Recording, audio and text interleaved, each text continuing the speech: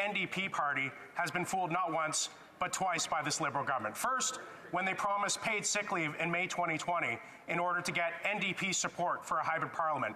And then secondly, with pharmaceutical and dental care. And the member has seen, yet again, that the Liberals have tricked the NDP. So when are the NDP going to wake up and stop getting tricked by these Liberals and stand up to them for a change?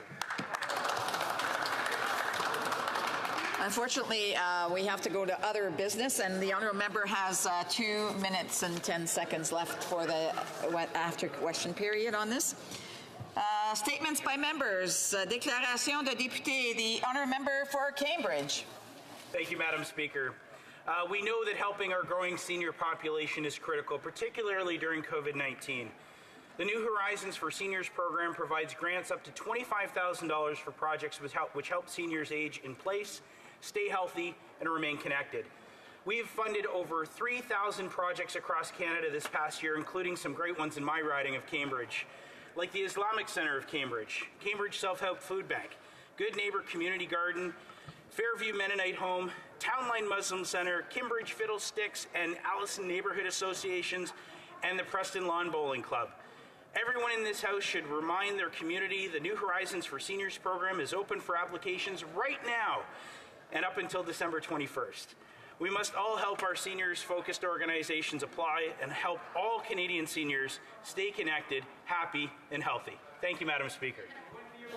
The honourable member for Provencher. Thank you, Madam Speaker. Nicholas, a Christian bishop in Turkey, heard of a distressed family in his community, a father who had lost everything, and his 3 daughters who, now unable to marry, might be forced into prostitution. Filled with compassion, Nicholas slipped out under the cover of darkness, and through an open window he dropped a bag of money, enough for the first daughter to get married. 2 more times he did this, secretly giving from his own pocket to help this family in need. 1,700 years later, we continue to celebrate St. Nicholas's generosity by practicing charity and giving gifts at Christmas. We do this because at Christmas, we celebrate the greatest gift of all, the birth of Jesus Christ, the Savior of the world. Jesus, who himself would give his own life for the sins of humanity. It's up to each one of us to personally accept this gift. Madam Speaker, to my colleagues, my constituents, and indeed to all Canadians, I invite them to consider this awesome gift, and I wish you a very Merry Christmas and a blessed New Year. Merry Christmas. The honourable member for Canada Carleton. Thank you, Madame la Présidente. Today I'd like to recognize the inspiring young people of Canada Carleton who've been writing to me about the issues that matter to them. I've received many letters with insightful questions. Grade 6 student Susie Rigby from Katimavik Elementary School asked great questions about reconciliation. And the students of Mr. Gianfrancesco and Mr. Capel's classes at Earl of March Secondary School asked great questions on climate change, COVID supports, and other critical issues. Thank you for your questions, and please stay engaged. We need your voices. I'd also like to recognize our teachers. In particular, congratulations to Robert Tang, a resident of my riding who recently received the National Certificate of Excellence for Teaching from the Prime Minister. Congratulations, Robert, and thank you for your dedication to our youth. The honourable member for London Fanshawe. Madam Speaker, I regret to inform this House of the loss of retired Chief Warrant Officer William Pete Schuessler. He was an incredible Londoner, veterans advocate, loving family man, and a dear friend. Pete started his military career in 1941 with the militia, then enlisted in the Canadian Armed Forces Infantry in 1942. He served in England, France, Belgium, Holland, and Germany. Pete re-enlisted in 1948 with the Royal Canadian Electrical and Mechanical Engineers and served in Korea. He was a peacekeeper in the Middle East and served with NATO in Germany. Pete received 16 honors and awards, including the Order of Military Merit, and he received a knighthood with the National Order of the Legion of Honor for his service during the liberation of France in 1944. The Legion of Honor, awarded by the government of France, is their highest order of merit, and that is exactly how folks in London and how I always knew Pete, a gentleman of the highest honor. Pete, we thank you, and we will remember you.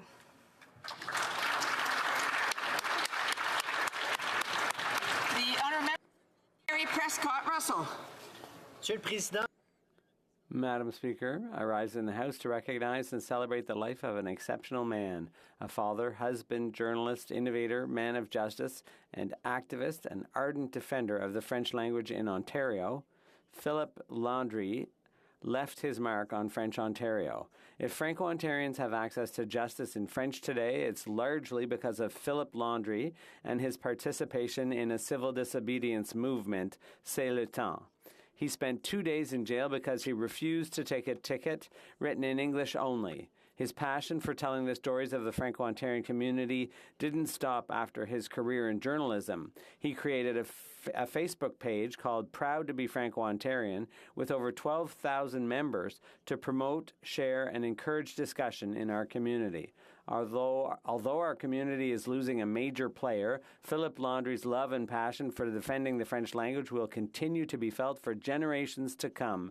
To his daughter Geneviève and his family, I offer my deepest condolences. The honourable member for Oshawa. Madam Speaker, I'd like to thank the people of Oshawa for re-electing me for the 7th time. I'm truly honored. This Sunday, musicians are gathering at the Historic Regent Theatre in downtown Oshawa to help feed their neighbors in the 4th annual concert to Feed the Need. The proceeds from this event will go to Feed the Need in Durham, an agency which distributes food and other essential items to food banks, shelters, schools, and other food programs across Durham region. With the funds generated from the concert, $300,000 worth of food has been distributed to those who need it most, and the need has never been greater. Since the start of the pandemic, food bank use across my region has increased 30%. Madam Speaker, I want to thank the producer, Joe Solway, of the Rotary Club of Bowmanville, as well as the talented and generous musicians who have stepped up to make this show happen. The Rotary Clubs of Durham Region, including my own club in Oshawa, are grateful to be able to help those most in need. Merry Christmas to all my friends and all my neighbors, and thank you, Madam Speaker. The honourable member for Parkdale High Park. Madam Speaker, Tashi Delek. I rise today to celebrate the 32nd anniversary of the awarding of the Nobel Peace Prize to His Holiness the Dalai Lama in 1989. His Holiness is an honorary Canadian citizen, a global symbol of peace, compassion, and harmony as a spiritual leader of 6 million Tibetans. I had the privilege of meeting His Holiness in India in 2018. In that meeting, he asked me to ensure that elected leaders around the world do not forget about Tibet and the cause of Tibetan linguistic, cultural, and religious freedom. Today, on International Human Rights Day, I renew the commitment I made to His Holiness then, that I will continue to champion the cause of the Tibetan people, a resumption of the Sino-Tibetan dialogue, and the Middle Way approach, an approach that seeks nothing more than greater autonomy for Tibet within China, based on the concepts of equality and mutual cooperation. And to His Holiness the Dalai Lama himself, I say, Tujiche, Garinche, for all that you have done, sir, not just for the Tibetan people, but for the global community in promoting the cause of peace and pluralism. Thank you, Madam Speaker. L'honorable député de Pontiac. The honourable member for Pontiac. Thank you, Madam Speaker. A few weeks ago, the Gatineau Chamber of Commerce held its Excellor Awards Gala, recognizing the region's entrepreneurs. I'd like to congratulate all the nominees and the winners, especially one local entrepreneur who I admire greatly, Madam Speaker. Manuela Teixeira, CEO of the Old Chelsea Square and the Chelsea Pub, as well as owner of Biscotti and Company. She's not afraid of a challenge and has been contributing in her own way for decades to the prosperity and profile of the Pontiac. For all of our hard work and for what's to come.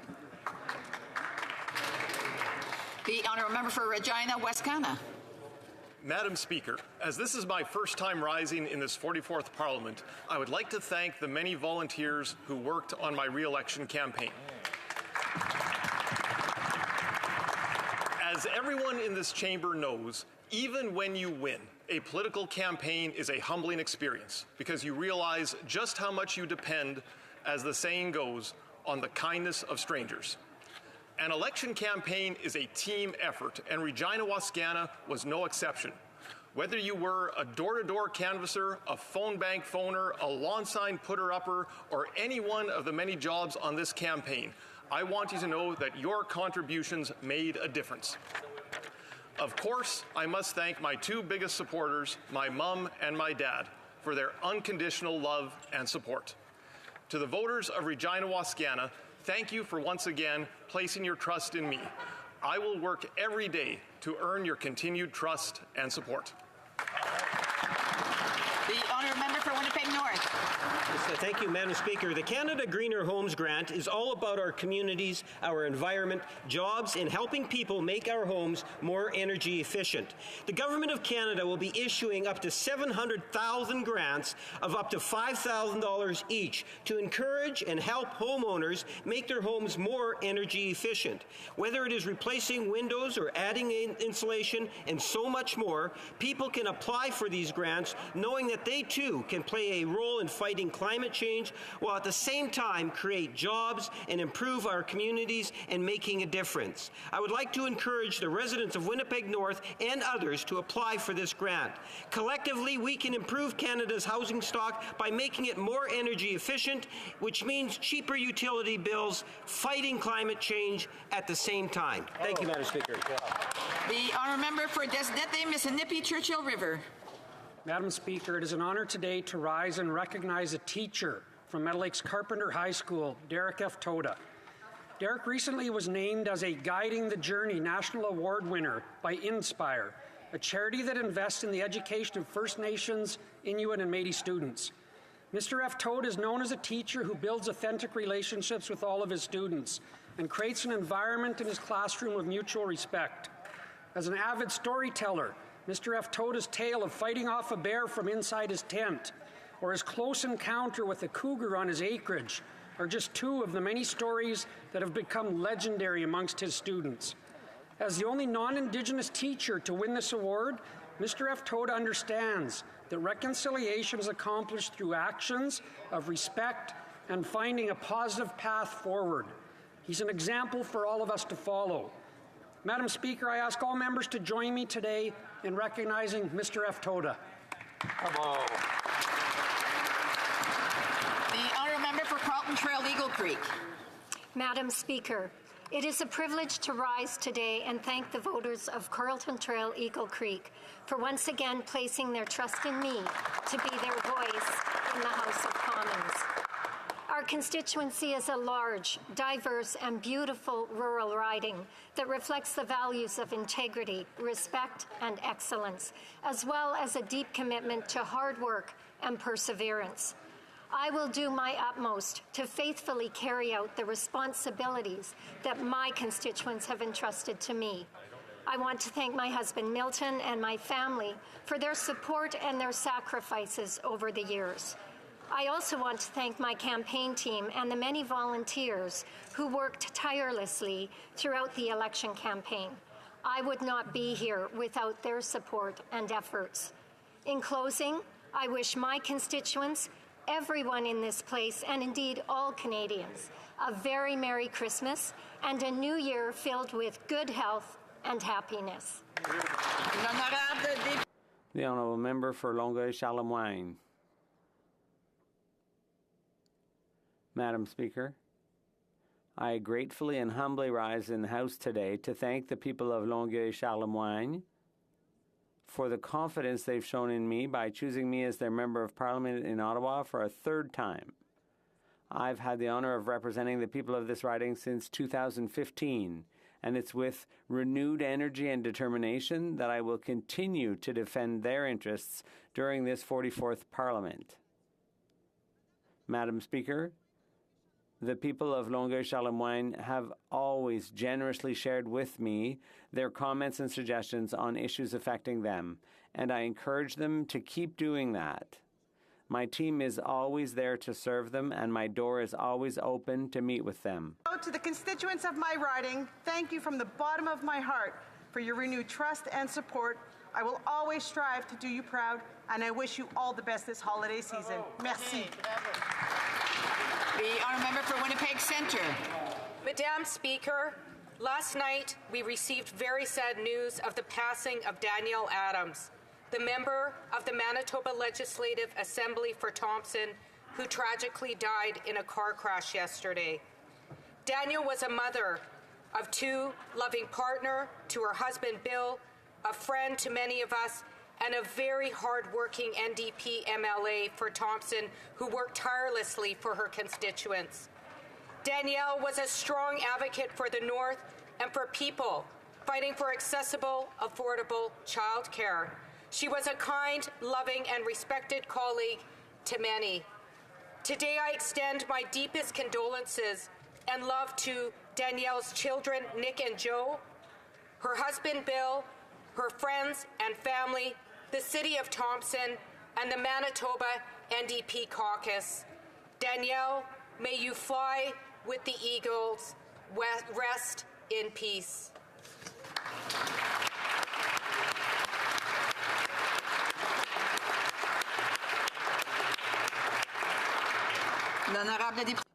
The Honourable Member for Abitibi-Témiscamingue. Thank you, Madam Speaker. It's a great honour for me to celebrate Marc-André Fleury's 500th victory.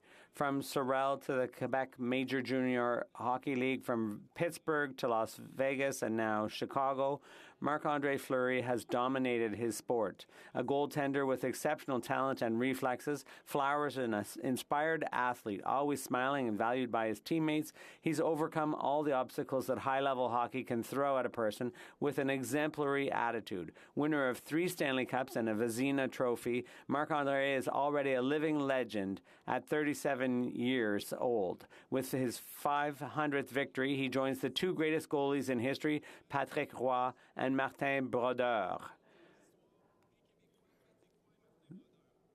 Congratulations on your success. You still have a long career ahead of you. Quebec is proud of you. The honourable member for South Shore St. Margaret's. This week, PEI potato farmers drove 6,000 bags of spuds to Ottawa to raise awareness about the Liberal government's ban on PEI potato exports. The government's half-baked plan, smashing the island's biggest economic driver, yet the 4 silent island Liberal MPs aren't fixing the problem. 300 million pounds of potatoes sit idle, hundreds of jobs are lost, and countless family farms are at risk. In 15 days, families on both sides of the border are sitting down to a Christmas dinner with turkey and cranberry sauce and are being deprived of PEI mashed potatoes. If this Liberal government export ban isn't lifted, PEI's potatoes won't be spending their Christmas on plates across North America. The Prime Minister has admitted that this ban is political and not backed by science. It's time that the spuds from the bright red mud start rolling down the highway smiling. Hey, hey! The honourable member for Oakville North Burlington. Madam Speaker, today is Human Rights Day, marked every year to commemorate the day in 1948 when the UN General Assembly adopted the Universal Declaration of Human Rights. Here in Canada, the Canadian Human Rights Act was adopted in 1977, and I'm proud that our government in 2016 added gender identity and expression. Our Charter of Rights and Freedoms is a document that guides us as Canadians. This year, the United Nations is choosing to highlight that at the heart of human rights lies the principles of equality and non-discrimination. We must ensure that everyone can live in dignity regardless of who they are, who they love, and where they live. Around the world and here at home, the COVID-19 pandemic has highlighted already existing inequalities. Today, let us make a commitment to build back better, to build a more equitable and sustainable future for all. Thank you, Madam Speaker. Questions orales, oral questions. L'honorable député de Louis. The honourable member for Louis Saint Laurent. Madame la Présidente. Madam Speaker, in 2 weeks all Canadians will celebrate Christmas, but this Christmas might not be so joyous as Canadians would have wished. Why? Because the first concern of all Canadian families today is the cost of living, which continues to rise. Madam Speaker, for days and weeks we've been talking about it, and yesterday the figures came out. The Canadian Food Price Report tells us that it will cost $1,000 more for all Canadian families. Why is the government refusing to deal with inflation, which is hitting all Canadian families. The Honourable Minister of Tourism. Madam Speaker, I want to thank my honourable colleague for the question. I congratulate him on his re-election with regard to the question of concern that Canadians are facing with regard to inflation. We know that this is a global phenomenon and not just a problem here in Canada. I want to reassure Canadians that we are working hard to make life more affordable. Our plan for childcare will considerably reduce the costs for Canadian families. We are determined to tackle the question of affordability in housing. The Honourable Member for Louis Saint-Laurent. Madam Speaker, I'm sure that the Minister of Tourism and all other 338 members in the House know that this problem is not just a global phenomenon. It's directly hitting Canadian families. I invite the Minister of Tourism to go to the food banks in his riding and to tell them it's a global problem, don't worry. No, Madam Speaker, it's hitting Canadian families, and this government is refusing to talk about it, to barely a mention in the throne speech. Inflation just once. When will the government really tackle inflation, which is hitting Canadian families? The Honourable Minister of Tourism. Madam Speaker, allow me to talk in specific terms in how our government is helping families face the affordability challenge. A single mom with 2 kids will get $13,600 from the Canada Child Benefit. The average family in Saskatchewan will get nearly $1,000 in the carbon tax rebate. A student will save $3,000 due to changes to the student loan programs. That's how we're helping people deal with affordability. The Honourable Member for Louis Saint-Laurent. Madam Speaker, when fruits cost 5% more, when vegetables cost 7% more, when dairy products cost 8% more, it's time to take action with concrete action to tackle inflation. The first thing they should do is to control spending, because if nothing is done, Madam Speaker, all Canadian families will pay dearly. Just inflation, it means that it's just impossible for families to keep their heads above water. When will the government tackle directly this problem that's affecting all Canadian families? The Honourable Minister of Tourism. Madam Speaker, since this government came to power, we have worked to make life more affordable for Canadians. We worked the first time that I was here on a vote to reduce taxes for middle-class families. We support families. We increased support for seniors, reduced taxes for small businesses, increased the Canadian Workers' Benefit, increasing the student grant to make life more affordable. Inflation is rising, and Canadians are going to feel it even more at Christmas. For many, it won't be just gifts and presents that are more expensive this year, but putting food on the table for families and friends. If you can even afford to plan a Christmas dinner, a turkey will cost 25% more, eggs for your eggnog are up 7.4%, bacon for breakfast is up 20.2%. When will the minister take action and address this inflation crisis? The Honourable Minister of Tourism. Madam Speaker, let me share some of the ways that our government is making life more affordable for Canadians. A single mom with 2 kids will receive $13,600 from the Canada Child Benefit. The average family in Saskatchewan will get almost $1,000 back in their carbon price. A student will save more than $3,000 thanks to the changes we made to the loans program. And in Alberta, starting in January, thanks to our work, a family with 2 kids will save at minimum $12,000 a year. That is how we're making life more affordable, Madam Speaker. I apologize. There seems to be a problem with the interpretation. You did not understand the question. We will double-check the answer. You did not get the question either. I apologize. Can we now listen to the interpretation? Is it working now? Yes? Alors, on recommence. We shall re-begin. Member Calgary-Minnepour to start her question over, and we will get the answer from the minister over.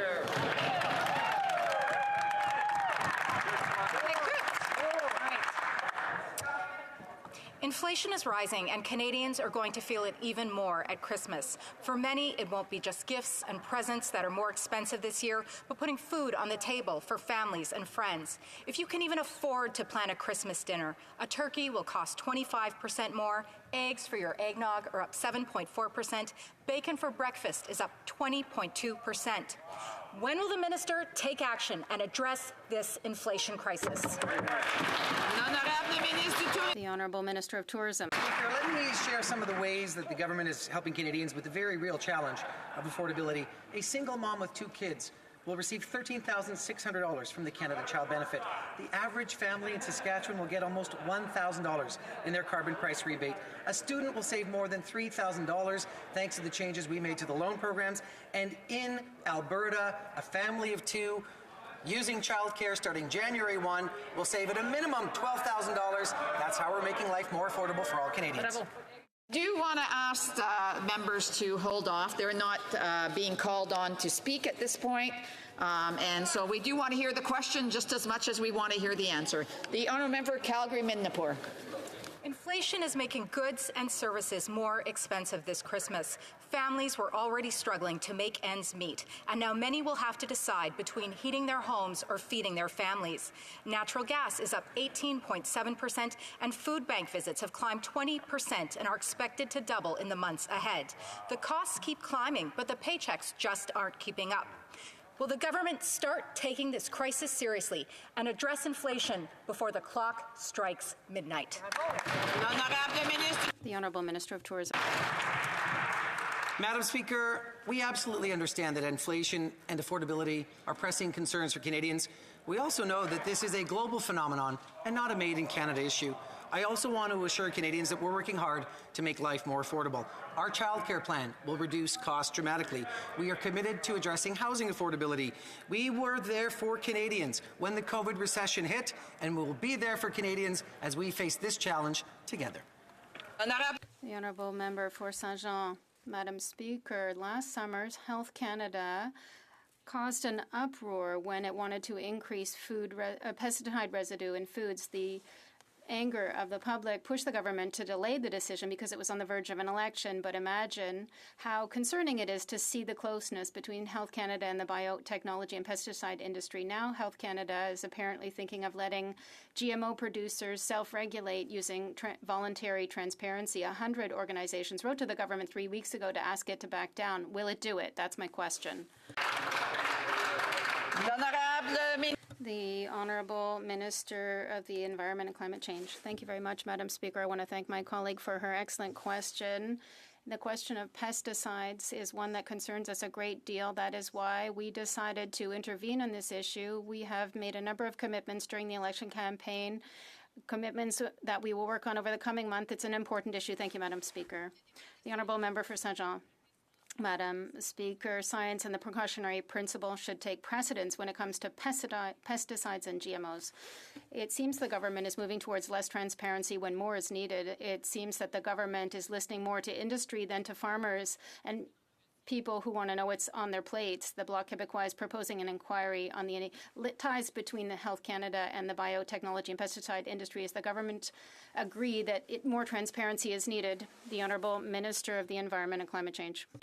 Thank you, Madam Speaker. We fully agree on the need to have greater transparency. That is why we asked for an independent review of some of the processes that are already in place with regard to pesticide approvals.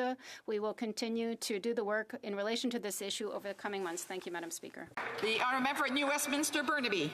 Yesterday's PBO report is crystal clear. Under this Liberal government, inequality has reached unparalleled levels.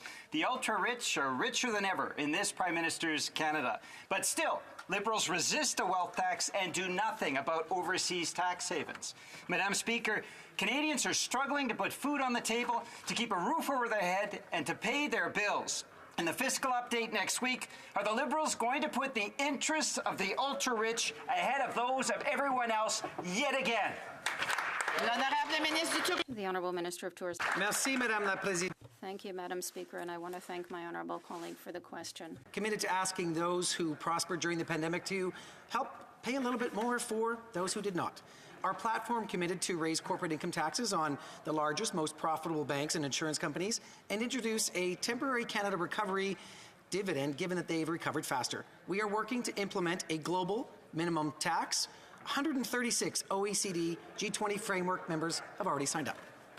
Member for North Island, Powder River. Madam Speaker, this government has a pattern of punishing the poor and rewarding the rich. After clawing back the GIS from the most vulnerable seniors in this country and then failing to fix it for months, finally the Deputy Prime Minister committed to fixing this issue quickly, but in many cases, this is far too late. Working seniors across this country are already living on the streets.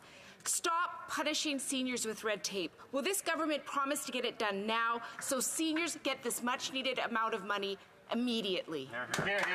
The Honourable Minister of Seniors.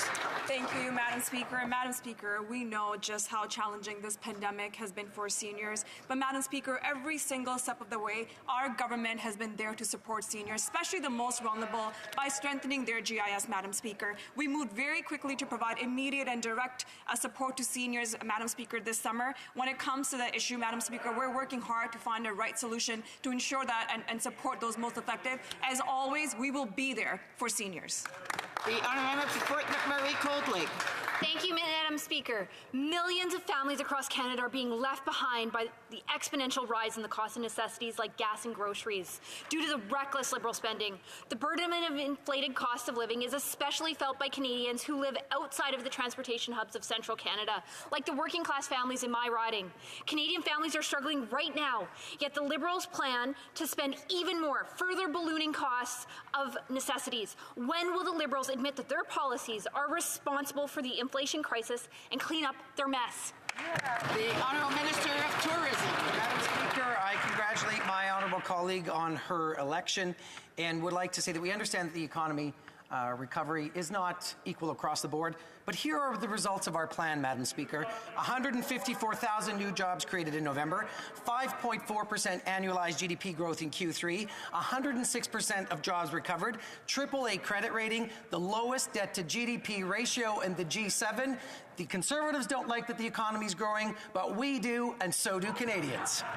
The Honourable Member for Fort McMurray Cold Lake. Merci, Madame la Présidente. Thank you, Madam Speaker. According to a recent study, the cost of food will increase by 5 to 7% in 2022, adding nearly $1,000 to the food basket of an average four-person family. The Liberals' inflation increases are pushing Canadian families to their limit. The Prime Minister is responsible for this failure. Will the Liberals finally start worrying about monetary policy? The Honourable Minister of Tourism. Madam Speaker, it's a real honour to debate with my former student from Saint Jean campus. We're two graduates of Saint Jean campus, but the results of our plan are working. 150 more thousand jobs created in November, 5.4% increase in the GDP, 106% of jobs recovered. We are moving ahead with the economy. Conservatives don't like it. We like it, and so do Canadians. The Honourable Member for Mégantic-L'Érable. Madam Speaker, the student has surpassed the master. Madam Speaker, for the second time since the beginning of the pandemic, the Auditor General has been severe with regard to the Liberals' management. 1,156 travelers who tested positive to COVID were lost in the system. 1,156 people with COVID came into Canada, and the Public Health Agency lost track of them. We're talking about over 1,000 people who were walking around with a virus, perhaps without knowing it in Canada. How many other people were infected? How many classes closed? How many additional quarantine orders, Madam Speaker? Merci, Madame. Thank you, Madam Speaker. We want to thank the Auditor General for her report and her conclusions. Our government has always ensured to protect Canadians and adapt our response to COVID-19 based on the most recent scientific data. We accept all the recommendations of the Office of the Auditor General from this audit, and work is already underway to follow up we will act very quickly, and the Conservatives wanted to do a lot less. The honourable member for Mégantic-L'Érable, they didn't do anything to shut down the borders immediately or get the vaccines. Other conclusions from the Auditor General, 30% of the results were missing or misidentified, unable to identify those individuals. So incoming travelers weren't tracked to see if they obeyed the quarantine. The statement was that the agency didn't apply supplementary border measures to limit the introduction of the variants in Canada and the virus. Canadians want to know why the Liberals have learned nothing 20 months later. The Honourable Minister of Natural Resources. Thank you, Madam Speaker. It's difficult sometimes to understand what the Honourable Member is saying. Sometimes he wants us to do more, and sometimes he wants us to do less. We have worked very hard to ensure the health and safety of Canadians, and we will continue to do that. We will continue to take measures in the future. Hill. Mr. Speaker, the government's mismanagement of this pandemic has hit a new low, and declosing the border isn't working, and neither is testing. From February to June, this government misplaced 30% of COVID tests from people entering this country. Almost 400,000 tests lost. Mr. Speaker, there are now new testing requirements. This government isn't protecting Canadians 20 months into the pandemic, and they haven't gotten testing right. Why would Canadians trust you? I do want to remind the honourable member to address the questions and comments through the chair and not directly to the member. The Honourable Minister of Natural Resources. Thank you, Madam Speaker. We certainly thank the Auditor General for her recent report and her findings. Our government has worked extremely hard to protect Canadians, working to address the issues associated with COVID-19 based on the latest science and evidence. We are accepting all of the recommendations of the Auditor General, and work is already underway to ensure that we are learning from some of the observations that she has made. But we have acted quickly and we have acted boldly to ensure that we are protecting the health and security of Canadians at a time when the Conservatives wanted us to do less. And that is what Canadians expect, and that is what we will continue to do. Starting to get a little bit loud on this side when the ministers are trying to answer the question. I'm sure the honourable members want to hear the question so they can ask the response, so they can ask another question. The honourable member for Thornhill. 46,000 people from April to June this year who landed at a border in U.S. border airports, I should say, and immediately crossed into Canada by land, all to circumvent the ineffective air travel restrictions they put in place. Yesterday's AG report said that no recommendations were ever given to the government to enforce different rules for air and land. So these arbitrary rules on Canadian travels have been a boon for American airports. How many jobs has the minister created in the Buffalo airport, and when is he going to stand up for Canadians?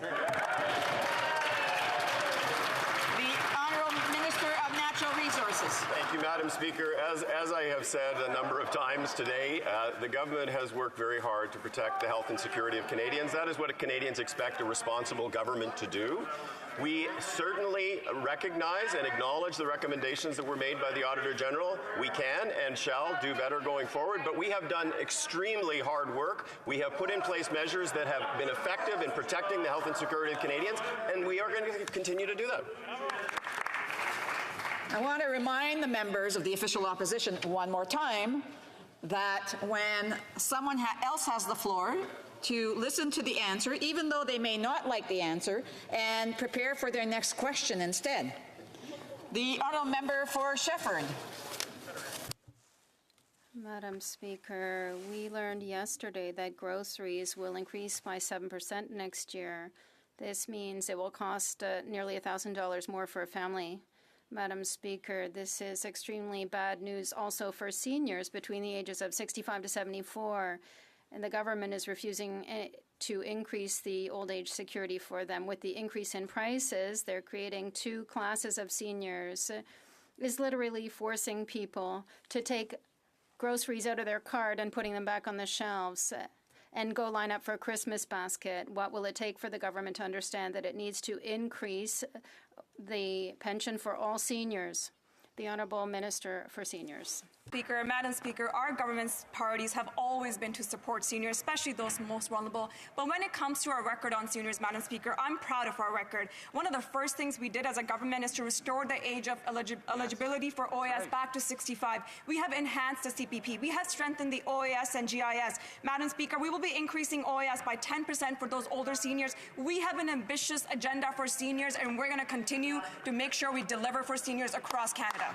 Thank you. The Honourable Member for Shefford. Madam Speaker, that's not what we're talking about. It'll take more than words. It'll take action. There are too many seniors who are being left behind. Not only is the government refusing to help those under 75 years of age, but it's attacking working seniors getting the Guaranteed Income Supplement, or GIS. It's cutting benefits for those who lost their jobs in the pandemic and who got CERB. We have the figures. We're talking about more than 183,000 seniors who will have to lose $3,500 on average.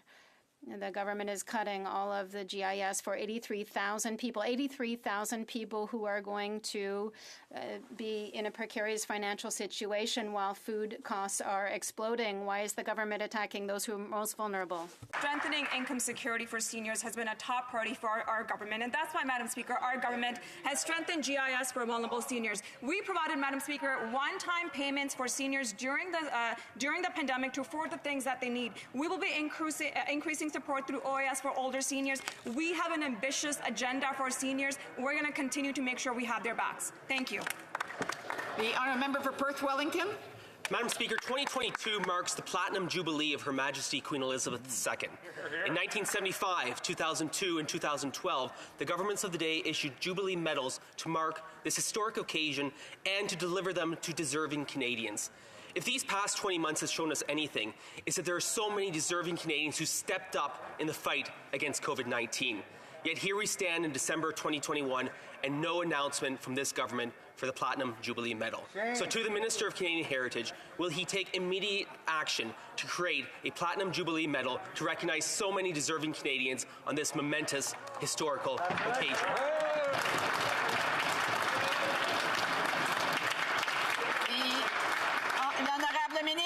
The Honourable Minister. Merci, Madame la Présidente. Thank you, Madam Speaker. March the 70th anniversary of the Queen's reign, and we're going to provide funding to communities across the country to celebrate the Jubilee and all the things we've accomplished together. Many countries in the Commonwealth are still considering options, and we'll be sharing the rest of our plans for this celebration in due time, Madam Speaker. The Honourable Member for Perth Wellington. Madam Speaker, in due time? Unless their calendar was broken, they've known 2022 has been coming for some time. But Madam Speaker, whether it's truck drivers, whether it's first responders, whether it's healthcare workers, whether it's those working in the food supply chain, whether it's the military, whether it's veterans, all of these Canadians stepped up over the last 20 months during the fight against COVID-19 and are so deserving of recognition through a Platinum Jubilee Medal. Madam Speaker, will the Minister do the right thing and take this platinum opportunity to recognize Canadians? The Honourable Minister. Madam Speaker, as we said, we'll be sharing the rest of our plans in due time. And of course, we recognize the hard work of all Canadians, all the efforts of Canadians during pandemic. And one of the things we can do, Madam Speaker, to respect the work and the efforts of all Canadians is to get vaccinated, Madam Speaker. And maybe that's a thing that the Conservative may want to consider.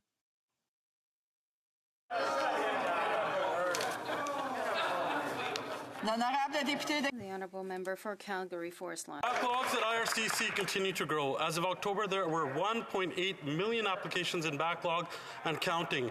Those aren't just numbers. They are families that remain separated, Canadian businesses unable to fill labor shortages, and refugees stranded in Afghanistan. This Liberal-made backlog is causing immense mental health issues at a time when loved ones need to be together, our economy needs workers, and refugees are desperate for safety.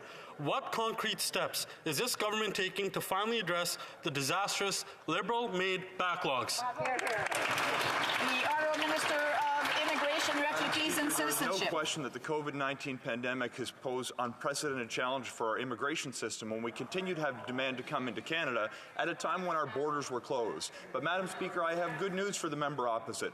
Month after month after month, we have said records in our nation's history, due in large part to the work of my predecessor, the member from Eglinton Lawrence. And I can tell Madam Speaker, the member opposite, that we are on pace to hit an all-time record with 401,000 new Canadians admitted this year.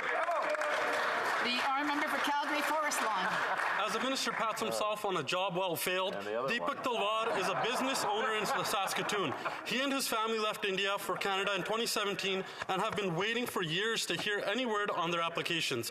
This story is just one of thousands of newcomers who are lost in the black hole of Liberal-made backlogs. My office hears these cases every day and the devastating effects it has on people. It is damaging Canada's reputation around the world. When is the government going to stop hiding behind excuses and finally get something done on immigration backlogs? The Honourable Minister of Immigration, Refugees and Citizenship. I thank the honourable member for his concern, and I'd point out when he's looking at the role immigration plays in the economy, we are going to set a record for the number of people who were admitted to Canada this year. I'd also point out that as of last month, 106% of the jobs lost during this pandemic have now been recovered, making our labour force participation rate the highest in the history of our country. We will make the necessary investments to reduce the backlog. I'm going to work on this issue. It has my full attention, and I look forward to sharing future investments in the near term with the member opposite. The honourable member for Vancouver East. The Auditor General released a damning report about the systemic failure of the Liberal government in ensuring temporary foreign workers are protected. Many workers tested positive for COVID-19 and some went home in a body bag. The government said that they'll take immediate action, but inspections only got worse. Employers were found to be compliant with regulations, even though there was little or no evidence to support it. Are these lives dispensable to the government, or will the Liberals end this exploitation by giving all migrant workers permanent residence status now? The Honourable Minister of...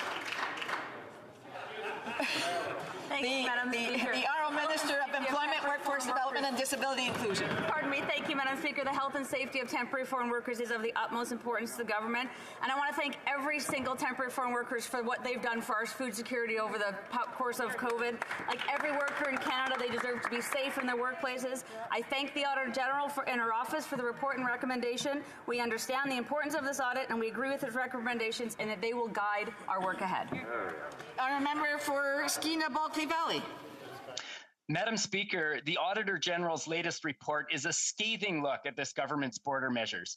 Turns out the Public Health Agency didn't track over a third of arrivals at the border. It didn't know whether people were actually staying in its quarantine hotels. A third of tests were missing or not matched up. And here's the worst part. Over 1,000 people tested positive for COVID and weren't even contacted. The border measures had one goal: to protect Canadians from COVID exposure. How did this government allow so many Canadians to be put at risk?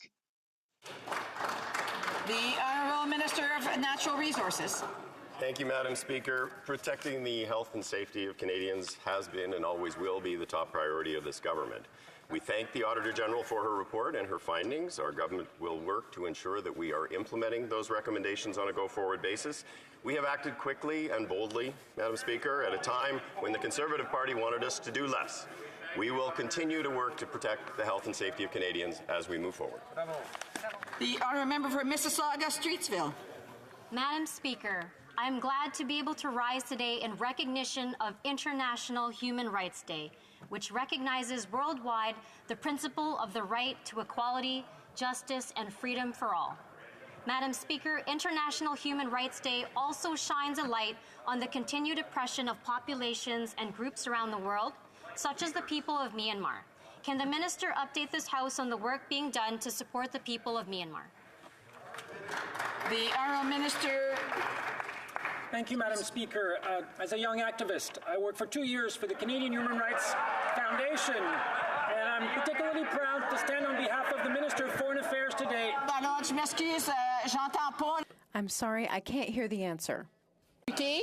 I will ask members who I am sure still want to ask questions to wait, and will allow the Honourable Minister to answer the question that was asked of him. The Honourable Minister. Young activist, I worked for 2 years for the Canadian Human Rights Foundation, And I'm proud to stand on behalf of the Minister of Foreign Affairs to thank the member for Mississauga-Streetville for her question, and I'm pleased to say that Canada has imposed additional sanctions today on entities affiliated with Myanmar's military regime.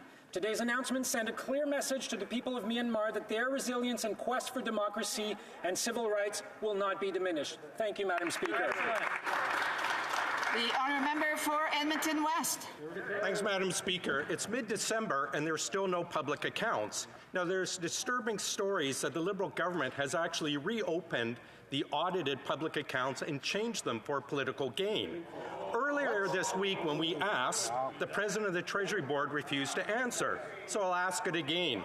Did the government reopen the public accounts and alter them for political purposes? Wow. The Honourable President of the Treasury Board. It's committed to financial transparency, included for COVID-19 response spending. Monthly financial results are reported throughout the year, and the Fiscal Monitor and departments provide quarterly financing reporting. Our annual audited financial statements in the public accounts will be tabled this month within normal legislated timelines. Thank you much. I'm still hearing some heckling, so I would just ask members to please hold off. The honourable member for Edmonton West. Madam Speaker, I wonder if it's normal to reopen the public accounts and doctor them. Now, the public accounts are audited financial statements of the government, yet the Liberals are delaying the tabling of these accounts. Out of control government Liberal spending, and yet no accounting of over $600 billion of taxpayers' money. Why has the government not yet tabled the public accounts? Is it because they are too busy cooking the books? Wow. The Honourable President of the Treasury Board. Madam Speaker, our government committed to ensuring transparency, particularly when it comes to expenditures related to COVID-19. Monthly statements have been presented all year long in the Financial Review, and departments provide statements every quarter. We're being transparent. Our audited statements will be tabled this month within normal timelines as indicated by law. The Honourable Member for Beauce. Oh, sorry, did I miss someone? Member Saskatoon University, sorry. Thank you, Madam Speaker. Today I'd like to bring attention to some words shared by a Liberal minister. He said, we have not seen a model where we can get to net zero emissions by 2050 without nuclear, and that the fact of the matter is that it produces zero emissions. Kind words about the nuclear industry in Canada, but zero concrete action from this government on the nuclear industry here in Canada. Does the Minister of the Environment agree with his colleagues, or is he a science denier?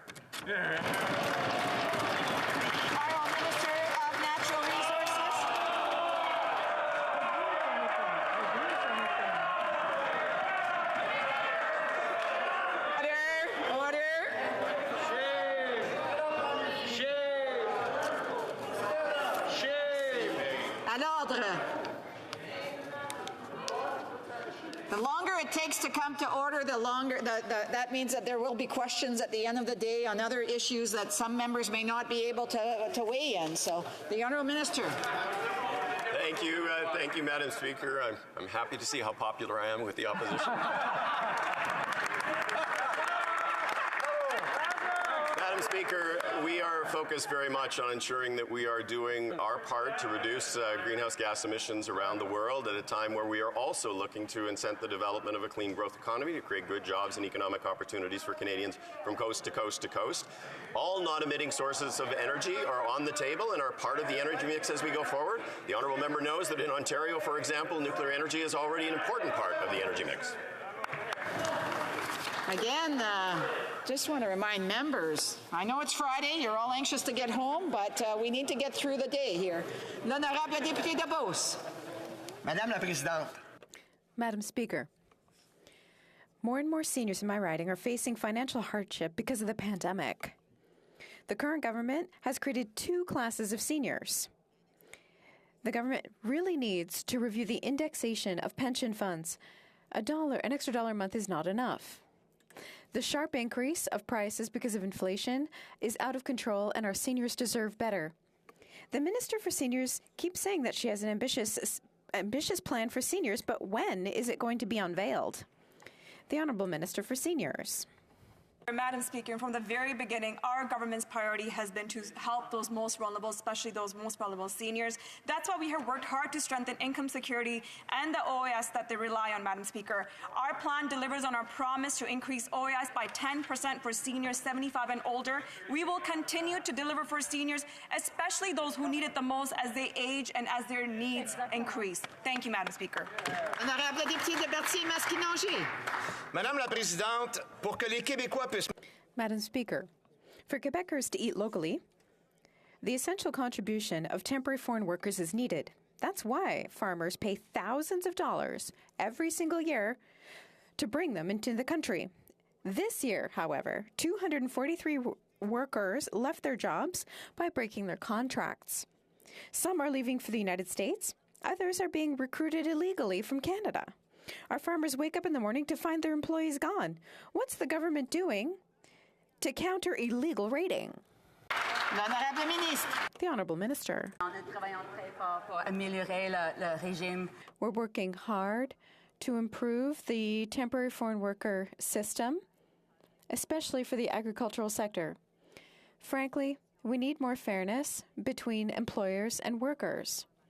And that's what we're working hard on. The member for Berthier-Masquinongé. We all agree on fairness, but that's not what we're talking about. We know that the Immigration Department is overloaded with files that are piling up, and there's obvious problems. But the government must ensure that foreign workers go through the right channels when they get here. Those who illegally recruit temporary foreign workers from our farms are doing so to the detriment of our farmers and Quebec's food self-sufficiency. They're taking advantage of people who just want to improve their working conditions. So what is the government doing to fight illegal raiding that's harming Quebec's food sovereignty? The Honourable Minister for Immigration, Refugees. And there's no question that in our agricultural sector and across different sectors in the economy, the role that immigration plays in welcoming workers to the economy is very important for our collective well-being.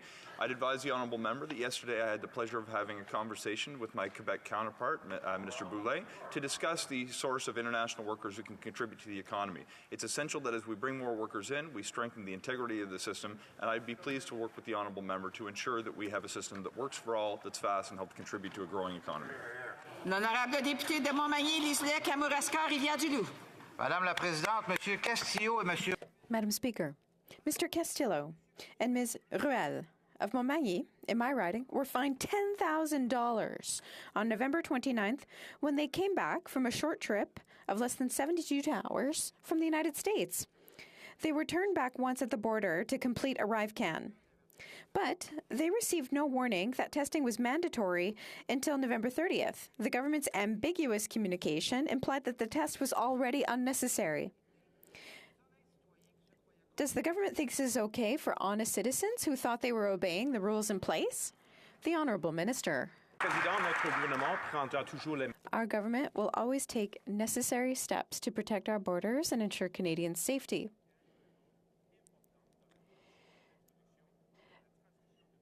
These are important measures to limit the introduction and spread of COVID-19. They are mandatory measures.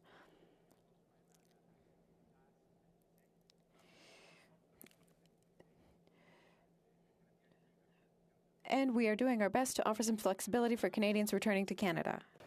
Christmas is coming, and because of ArriveCAN's bureaucratic red tape, fully vaccinated Canadians who are at home in a 2-week isolation have a tough choice to make ahead of the holidays. 1, don't buy presents. 2, turn off the heat in the middle of winter. 3, take out a payday loan. None of these options is acceptable. Will the government do the right thing and release these fully vaccinated Canadians from quarantine?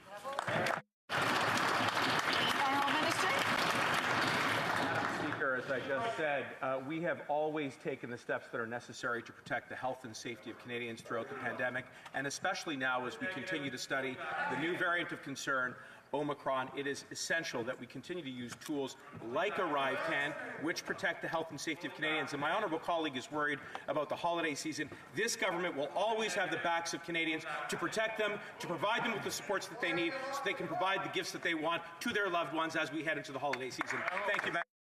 The honourable member for Charleswood, St. James, Assiniboia, Headingley. Madam Speaker, in October of 2020, the government stated that it does not directly or indirectly provide funds to the Union of Agricultural Work Committees, an NGO linked to the Canadian designated terrorist organization, the Popular Front for the Liberation of Palestine. This past October, Israel declared the UAWC a terrorist organization. In November, NGO Monitor reported that the UAWC is in fact receiving Canadian tax dollars. So I have a very serious question, Madam Speaker. Why are these Liberals funding terrorists? The Honourable Minister of the Environment. Speaker, and I thank my honourable colleague for his question. Canada is a steadfast ally of Israel and a friend of the Palestinians. Order. I'm just going to ask the Minister to remove his mask for the interpreters. Thank you. Madam Speaker, thank you very much, and I thank my honourable colleague for his question. Canada is the steadfast ally of Israel and a friend of the Palestinian people. We are committed to the goal of a comprehensive, just, and lasting peace in the Middle East, including the creation of a Palestinian state living side by side in peace and security with Israel. Our position remains that this can only be achieved through direct negotiations between the parties. Thank you, Madam Speaker. L'honorable député de Marc-Aurèle-Fortin. Madame la Présidente, il y a un an, notre gouvernement... Madam Speaker, a year ago, our government launched the 50-30 Challenge, an initiative to encourage Canadian organizations to increase diversity and inclusion on boards and in senior management. The challenge has two goals: 50% representation of women on Canada's boards and in senior management, and 30% representation of underrepresented groups. On the first anniversary of the launch of the 50-30 Challenge, could the Minister of Innovation, Science and Industry provide an update on what has been achieved so far? L'honorable ministre. The Honourable Minister. Madam Speaker, I'd like to thank my excellent colleague for his excellent question. Since the launch of this initiative, nearly 1,400 Canadian organizations have shown leadership and joined the 50-30 Challenge. We just announced $28.5 million in funding to support organizations participating in the 50-30 Challenge to achieve their diversity and inclusion goals. When our board leaders reflect the diversity of our communities throughout the country, Canadians are all better served. Lake Country. Madam Speaker, the average Canadian small business is now carrying $170,000 in new debt due to the pandemic. With business payroll taxes set to increase on January 1st, this will yet be another hit on their ability to hang on. Yet, when I asked the government to freeze this tax hike, the Associate Finance Minister shockingly said businesses, quote, can afford this. Shame. Is this the Liberal tax policy on small business, that there's no problem, there's no issue here? Small businesses can afford this? The Honourable Minister for Tourism. Let's be clear. The CPP enhancement represents a major step in improving retirement outcomes for workers and reducing the uncertainty that many Canadians feel about being able to save for retirement. It addresses important challenges faced by young Canadians saving for retirement, such as declining workplace pension plans and prolonged periods of low interest rates. This strengthens one of the most successful social programs we have as Canadians. The honourable member for Dauphin, Swan River, Nipawin. Madam Speaker, the Liberals plan to limit the amount of fertilizer the farmers can use. Any plan to reduce emissions must not reduce the maximum crop potential. Canadian farmers are among the most efficient users in the world of fertilizer. But instead of working with them, this government is threatening the future of our ag industry. The bigger the crop, the bigger the paycheck. So does the Agriculture Minister know how much her cap on fertilizer will cost farm families and rural communities? The Honourable Minister. Madam Speaker, I want to thank the honourable colleague for that really important question. Farm families are absolutely at the very heart of all of our communities across the country. Supporting them, particularly through this very difficult time of the pandemic, has been a key and top priority for the government. We're going to continue to support farm families all across this country, and thank you so much to my honourable colleague for raising this very important issue. Thank you. The honourable member for Yellowhead. Madam Speaker, many seniors in my riding are frustrated. CERB was supposed to help those who are financial in need. Instead, after collecting CERB, many seniors received a letter to pay it back and lost their guaranteed income supplement. Now, through no fault of their own, they are strapped for cash because this government poorly explained how CERB would affect their pensions. Madam Speaker, when will this government stand up for our seniors instead of the fraudsters of CERB? Is this because of the member from Calgary Skyview?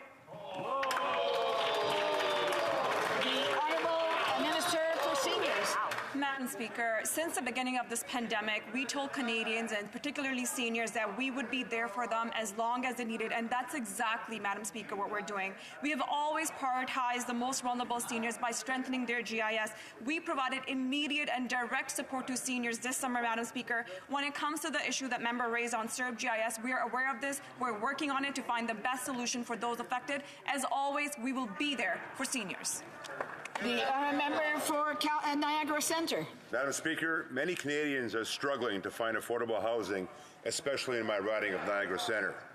Yesterday, the Conservatives decided to play political games while bringing a motion that did not even mention, Madam Speaker, affordable housing, and proposed no constructive ideas, showing just how out of touch they are on this issue. Madam Speaker, can the Minister of Housing and Diversity and Inclusion please tell this House about our government's real, concrete plan to address this issue? The Honourable Minister. Madam Speaker, I want to thank the member for Niagara Centre for his question and for his advocacy on this important issue. Since coming to office, we have invested over $27 billion in affordable housing, and we have helped over 1 million families find the housing that they need. Despite the petty political games from the Conservative Party, we have a real housing plan that includes a new $4 billion housing accelerator fund, a more flexible first-time homebuyers program, and a rent-to-own program. We will not rest until every Canadian has a safe and affordable place to call home. Thank you, Madam Speaker. The honourable member for Cowichan, Malahat Langford. Madam Speaker, it's clear the RCMP is in need of serious reform. The RCMP have often taken concerning approaches which endanger Canadians rather than keeping them safe. In the previous Parliament, the Public Safety Committee released a report on systemic racism in policing in Canada. The report called for an overhaul of the RCMP, including better civilian oversight and a transition away from a paramilitary force. Will the Minister of Public Safety implement these recommendations so that the RCMP can better serve all communities? The Minister. I want to thank my colleague for the question, and I also look forward to working with him and all members in this chamber on this important issue. Madam Speaker, throughout the election as well as now, we are committed to ensuring that there is an appropriate degree of oversight, transparency, equity, and representation within the RCMP. I have already had a number of important discussions with the Commissioner as well as other senior members of her executive team. Madam Speaker, we're going to continue to work with the RCMP to ensure that we provide top world-class law enforcement right across the country so that we can have public safety for all Canadians. Thank you, Madam Speaker. And that brings us to the end of question period. I got a point of order. The honourable member for Perth Wellington. Thank you, Madam Speaker. I think all members of this House ought to have a respect for the rules and traditions of this place. What we just saw was a member from Niagara Centre ask a question during question period as a parliamentary secretary. Precedents in this place state that parliamentary secretaries cannot ask questions of their own government. I would draw the Speaker's attention to Hansard, page 3103, February 4th, 25, when the Speaker ruled, and I quote, Order, please. I'm afraid this is my mistake, but of course, a parliamentary secretary cannot ask a question of his own cabinet.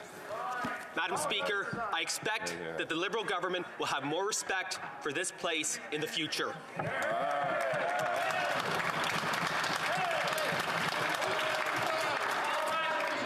The Honourable Parliamentary Secretary wishes to. Excuse me. Let's.